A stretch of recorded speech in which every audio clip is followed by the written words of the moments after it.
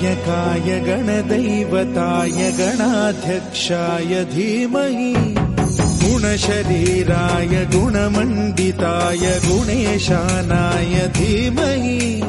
गुणातीताय गुणाधीशाय गुणप्रविष्टाय धीमहि एकदन्ताय वक्रतुण्डाय गौरीतनयाय धीमहि